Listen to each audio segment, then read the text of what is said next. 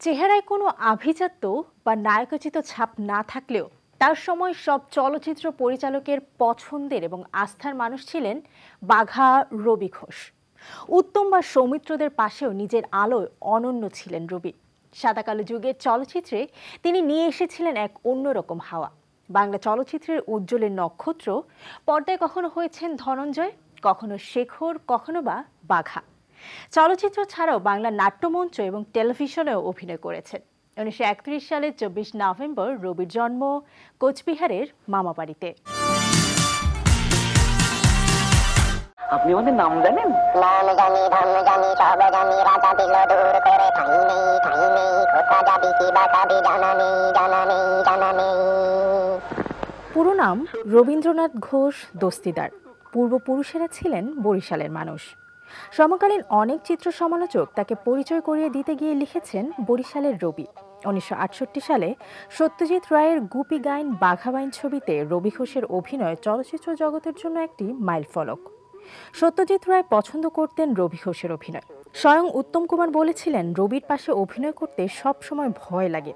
আমরা হয়তো জাকিয়ে কিছু করার চেষ্টা করছি, আর রবি মাত্র কয়েক সেকেন্ড থেকে এমন একটা কিছু করবে যে ও গোটা দৃশ্য টেনে নিয়ে বেরিয়ে যাবে, লোকে হেসে গড়িয়ে পড়বে।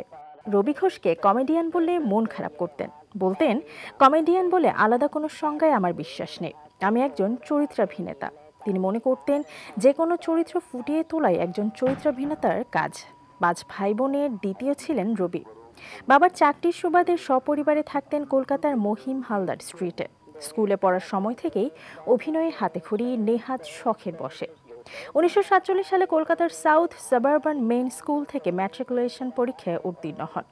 কলেজে ভর্তি হয়ে বন্ধুদের নিয়ে গড়ে তোলেন বন্ধুমন নামের একটি নাটকের দল। মহড়া করতেন আশুতোষ কলেজের ছাদে। এসব একেবারেই পছন্দ করতেন না বাবা জিতেন্দ্রনাথ। প্রায় রবির মা জ্যোৎস্না রানীকে বলতেন, অভিনয় কইরা সময় নষ্ট করে কেন, তোমার পোলারে কইয়া দিও, ওই চেহারায় অভিনয় হয় না। সে ছিল দুর্গাদাস বাডুজ্জে, হিরোর মতো চেহারা। শেষ পর্যন্ত রবি প্রমাণ করেছিলেন ওই চেহারায়ও অভিনয় হয়।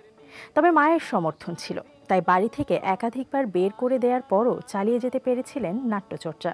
1953 সালে কলকাতা ব্যাংকশাল কোর্টে চাকরি শুরু করলেও 1961 সালে সেই অধ্যায় চুকিয়ে পাকাপাকি অভিনয়কেই পেশা হিসেবে বেছে নেন রবি ঘোষ। রবির জীবনের মোড় ঘুরিয়েছিল মূলত তপন সিনহার গল্প হলেও সত্যি। ছবিতে এক ভৃত্যের ভূমিকায় অভিনয় করেন তিনি। সেটাই ছিল মূল চরিত্র। একে একে অরণ্যের দিনরাত্রি, হীরক রাজার দেশে, বসন্ত বিলাপ, কাপুরুষ ও মহাপুরুষ ছবিতে অভিনয় করে নিজের জাত চিনিয়েছিলেন।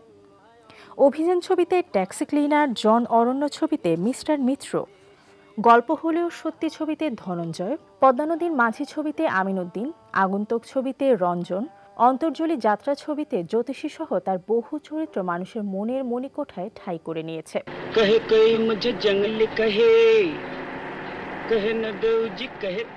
1959 থেকে 1994 সাল পর্যন্ত 206টি চলচ্চিত্রে অভিনয় করেন। পর্দার কমিক এই মানুষই কিন্তু বাস্তব জীবনে ছিলেন গুরুগম্ভীর, ধর্মনিষ্ঠ। কাজকর্মেও ছিলেন ভীষণ পেশাদার। শোনা যায়, ঠগিনী ছবির শুটিংয়ে একদিন অনেক দেরি করে গিয়েছিলেন, তারপর ঠিকঠাক নিজের কাজটুকু শেষ করেছিলেন।